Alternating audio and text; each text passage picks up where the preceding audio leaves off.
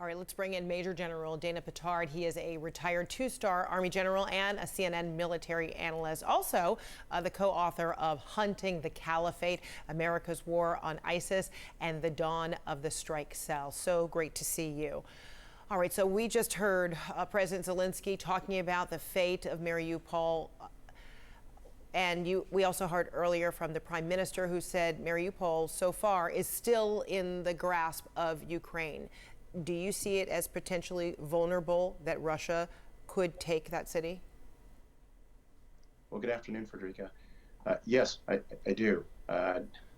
It's amazing how long Mariupol has lasted. It's due to the courage and will to fight by the Ukrainian defenders.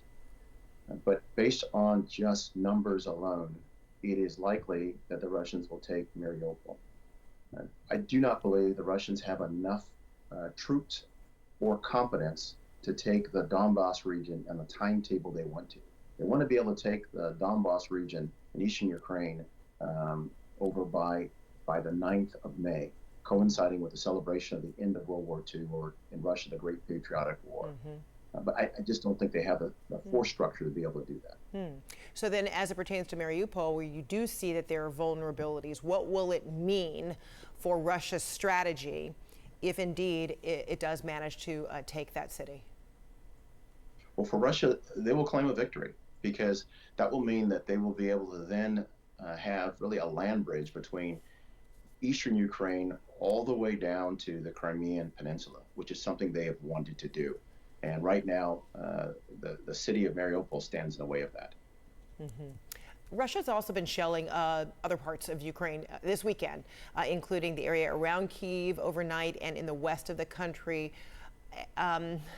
What do you see happening here? When there are some reports that Russia doesn't have the moral, appetite, the soldiers don't have the moral appetite to hold it together. They're running out of resources. But this kind of movement tells us what? Well, what it tells us is that they don't have the troops on the ground to be able to do anything in the Kyiv region. We've seen that. That's why they have withdrawn, because they've been repelled by the Ukrainian forces. However, that's caused frustration with the Russian leadership, specifically Putin. So whenever they want, they think that they can shell or send missiles towards the Kyiv region or even Western Ukraine. That is why the United States and NATO, working with Ukraine, need to declare a humanitarian assistance zone in Western Ukraine, really from Kyiv in the north all the way down south to Odessa, all the way west of the Polish border. That would mean that NATO and U.S. troops would enforce that on the ground, because there's no Russian forces there, and also enforce a no-fly zone over Western Ukraine with air defenses. That would make sure that Russia would not be able to just lob missiles and shell anytime that they want to. And Major General, I wonder if I can ask you about the Austrian Chancellor and his assessment of Vladimir Putin after meeting with him last week. And this is a portion of how the Chancellor describes what was a very difficult conversation with Vladimir Putin. Does he believe he's winning the war or losing the war? No, I think he believes he is winning the war.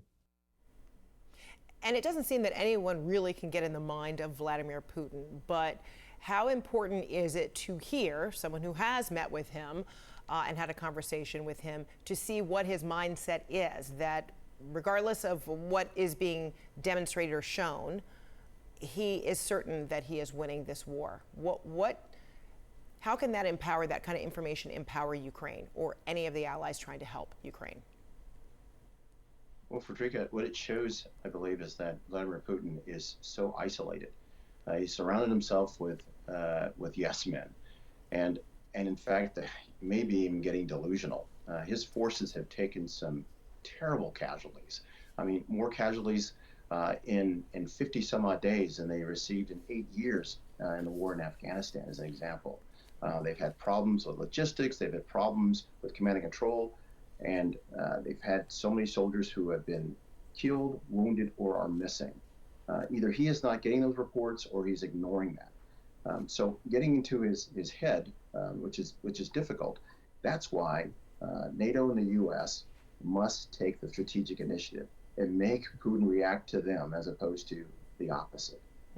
Historian Max Boot wrote in the Washington Post this week that many of the issues the Russian army have had historically, they are having again in Ukraine, including corruption, brutality, low morale, poor planning, faulty logistics, bad intelligence, lack of coordination between units, over centralization, and a paucity of initiative on the part of junior officers and sergeants. If it is indeed, history repeating itself with Russia, is there a way in which to anticipate the outcome or how this ends? Well, what Max Boot said is all correct. When I was a multinational brigade commander in Kosovo, I had a Russian battalion, which demonstrated all those issues that Max Boot pointed out. But in this scenario, in this war in Ukraine, one thing that the Russians do still have, even with all their problems, is they still have capability and they have mass. We've seen this war, at least in eastern Ukraine, go on now for 8 years. I think we'll see more of that. The Russians will try a big push and they will be repelled, but they will still hold ground. So this war, if in fact the Ukrainians want to reclaim all of their lost territory, is going to take years. All right. Major General Dana Pittard, good to see you. Thank you so much, and happy Easter. Thank you, Fredricka. You also. Thanks.